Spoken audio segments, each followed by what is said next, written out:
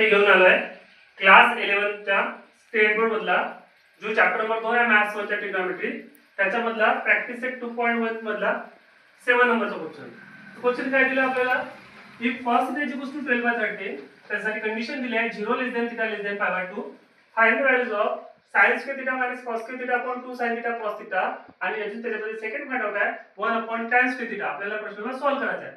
तर सर्वात आधी या प्रश्नामध्ये आपल्याला sin cos आणि tan ट्रिग्नोमेट्रिक रेशो जे आहेत ते बेसिक ट्रिग्नोमेट्रिक रेशो 3 असतात. मेन ट्रिग्नोमेट्रिक रेशो इम्पॉर्टंट आहे ते 3 असतात sin cos tan आणि 3 त्याच्यापासून रेसिप्रोकल आहे. sin चा रेसिप्रोकल असते cosec, cos चा रेसिप्रोकल असते sec आणि tan चा रेसिप्रोकल असते cot. तर आता या प्रश्नामध्ये sin cos आणि tan त्या तिघांचा उल्लेख केला आहे. तर sin आणि cos मध्ये काहीतरी रिलेशन आहे का? सर्वात पहिले आपल्याला ते आठवायचं आहे की sin आणि cos मध्ये काहीतरी रिलेशन आहे का? तो आहे. जी ट्रिग्नोमेट्रिक आयडेंटिटी असतात त्याच्यामध्ये sin सोबत cos ची एक आयडेंटिटी आहे. त्या आयडेंटिटीचं नाव आहे sin square theta plus cos square theta is equal to 1. तर मग आपण हा जो प्रश्न सोडवताना सर्वात पहिले ते आयडेंटिटी लावणार आहोत. ट्रिग्नोमेट्रिक आयडेंटिटीज म्हणतात तिला. तिचं नाव आहे sin square theta plus cos square theta is equal to 1. तर आपण सर्वात पहिले इफ दिलाय, इफ ला काढून त्याला की गिवन लिहिलं. गिवन मध्ये जो क्वेश्चन आहे, गिवन मध्ये जी व्हॅल्यू आहे ती cos थीटाची व्हॅल्यू 12/13 लिहिलं. आता सांगितल्याप्रमाणे cos आणि sin याचं काहीतरी रिलेशन आहे का? तर हो आहे. आयडेंटिटी आहे sin square theta plus cos square theta is equal to 1. म्हणून आपण सेकंड स्टेप जी लिहिणार आहोत ती आहे वी नो दॅट. आम्हाला माहित आहे काय माहित आहे की sin square theta plus cos square theta is equal to 1 होते.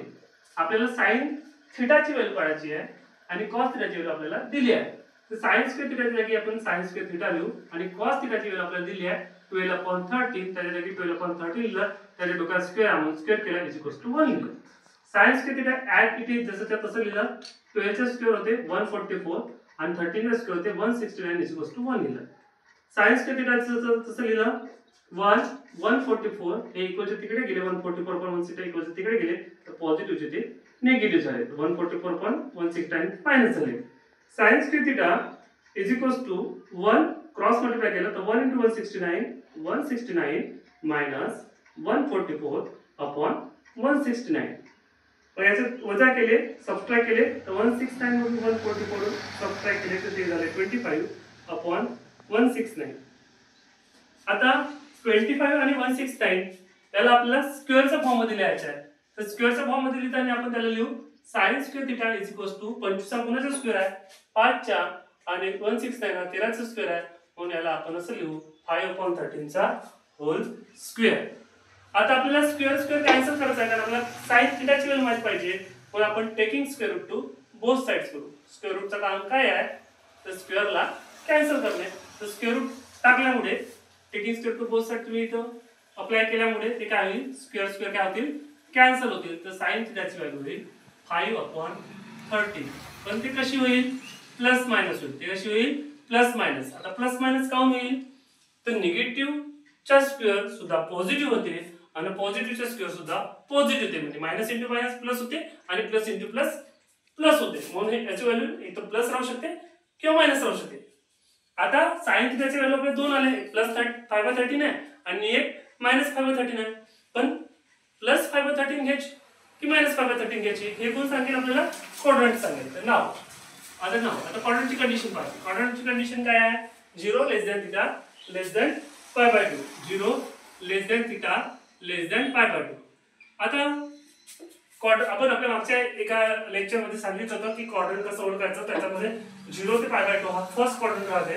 त्याच्यामध्ये फर्स्ट क्वाड्रंट मध्ये x आणि y हे दोन्ही पॉझिटिव्ह असतात. तर फर्स्ट क्वाड्रंट मध्ये a म्हणजे ऑल ट्रिग्नोमेट्रिक रेशो पॉझिटिव्ह असतात. तर हे जी व्हॅल्यू आहे थीटा हे फर्स्ट क्वाड्रंट मध्ये लाईज होईल. म्हणून इथं sin थीटा कसा राहील first quadrant theta lies in first quadrant. आपण असं लिहू theta lies in first quadrant. Theta कोणत्या क्वाड्रंट मध्ये लाईज होईल फर्स्ट क्वाड्रंट मध्ये लाईज होईल कारण तो 0 ते 90 च्या मधामध्ये आहे आणि 0 ते 90 च्या मधामध्ये असल्यामुळे तिथं ऑल पॉझिटिव्ह असतात. तो x पण पॉझिटिव्ह आणि y पण पॉझिटिव्ह म्हणजे सर्व ट्रिग्नोमेट्रिक रेशो जसं sin झालं cos झालं tan झालं cot झालं sec झालं cosec झालं सर्व ट्रिग्नोमेट्रिक रेशो पॉझिटिव्ह आहे. त्याच्यामुळे इथं जो sin थीटा राहील तो आता आपण निगेटिव्ह न घेता पॉझिटिव्ह घेऊ. आपलं हे क्लिअर झालं की sin थीटा पॉझिटिव्ह घ्यायचं का निगेटिव्ह घ्यायचं हे क्लिअर झालं. तर sin ची व्हॅल्यू किती आली 5/12 आली. आता cos ची व्हॅल्यू झाली sin ची व्हॅल्यू झाली आपल्याला 3 ट्रिग्नोमेट्रिक रेशो पाहिजे, साइन पाहिजे, कॉस पाहिजे, टॅन पाहिजे. कारण आपला जो क्वेश्चन आहे त्याच्यामध्ये साइन दिसत आहे, कॉस दिसत आहे आणि टॅन दिसत आहे. आपल्याकडे कॉस ऑलरेडी होता, आपण त्याच्यावरून साइन काढलं. आता आपल्याला काढायचं आहे टॅन. आपण टॅन कसं काढायचं? टॅनचा एक फॉर्म्युला असतो ज्याच्यासोबत साइन व कॉसचा इंटर रिलेशन आहे. तो फॉर्म्युला आहे tan theta is equals to sine theta upon cos theta. तर साइन थीटाची व्हॅल्यू आहे 5/12 आणि कॉस थीटाची व्हॅल्यू तुम्हाला क्वेश्चन मध्ये दिली होती 12/30. याला आपण नव्या वर्गामध्ये चॅप्टर होता रेशनल प्रोपोर्शन, त्या चॅप्टर नुसार ए बी सी डी. तो फॉर्म्युला होते ए इंटू डी अपॉन ए इंटू डी अपॉन सॉरी इथे माझी व्हॅल्यू साइन थीटाची व्हॅल्यू 5/13 आहे. इथे 12 ची जागी 5/13 लिहायला पाहिजे. तर 5/13 पाहिजे. ए इंटू डी वाला formula 5 into 13 upon 13 into 12. 13 cancel.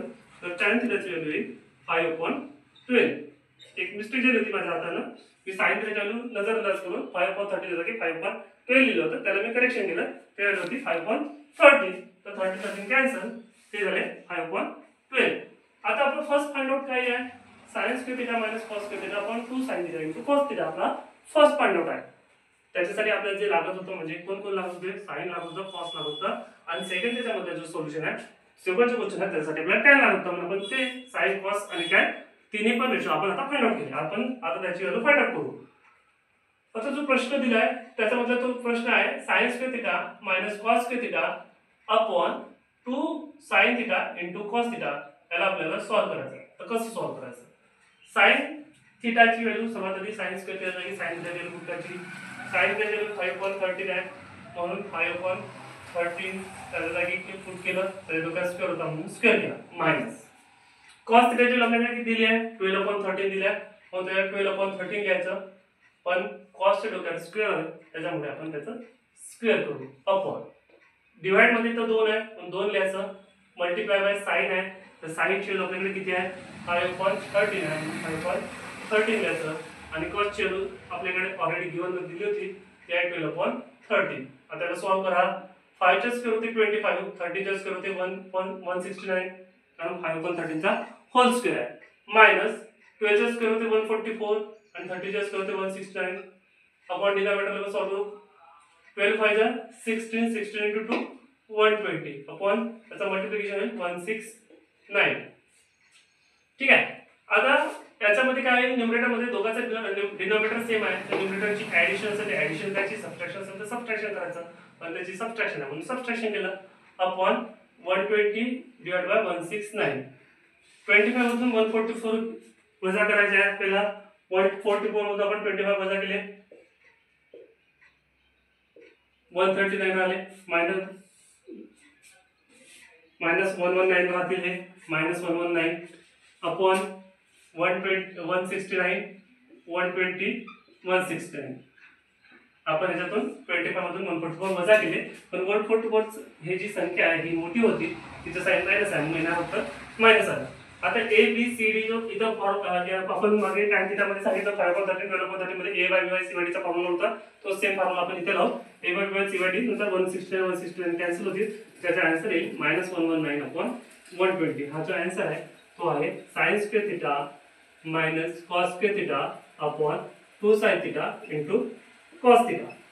आता याच्यामध्ये सेकंड प्रश्न जो आहे तो कोणता आहे? 1 अपॉन tan स्क्वेअर थीटा आहे. तर त्याच्यामध्ये जो 1 अपॉन tan स्क्वेअर थीटा आहे त्याची tan ची आपण ऑलरेडी काढली होती. tan ची किती काढली आपण? 5/12 आहे. तर tan ची जागी आपण 5/12 लिहिलं पण त्या डोक्यात स्क्वेअर केला त्याच्यास 1 अपॉन 5 चा स्क्वेअर होईल 25 12 चा स्क्वेअर होईल 144. आता a हा b नाही आहे. a चा 1 च्या डिवाइड मध्ये काय नाही म्हणून b नाही आहे. तो जो फॉर्म्युला सांगितलं होतं a upon b upon c upon d वाला a आहे त्याच्या डिवाइड मध्ये b नाही आहे म्हणून 1 च्या तसा आणि c आणि d. तर काय होते a * d होते 144 न्यूमरेटर मधून डिनॉमिनेटर मध्ये जाईल. त्यात तुम्ही त्याचा रेसिप्रोकल करू शकता. ठीक आहे. त्याचा आन्सर आहे 144/25.